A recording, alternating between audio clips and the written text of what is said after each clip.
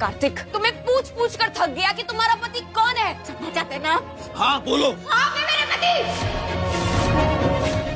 यहाँ पर तो जिया के खिलाफ मंगल सबके सामने सच्चाई लाने वाली है कि कार्तिक मेरा पति है और कार्तिक चौंक जाने वाला है।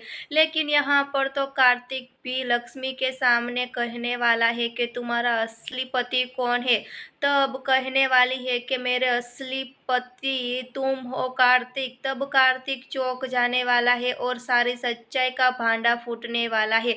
यहाँ पर तो जिया के खिलाफ लक्ष्मी बहुत खुश नजर आने वाली है। यहाँ पर तो जिया ने सब सच लक्ष्मी के सामने लाया कि कार्तिक लक्ष्मी का पति है इसलिए। जी हाँ दोस्तों, आगे शो में तो धमाकेदार ट्विस्ट मिलने वाला है।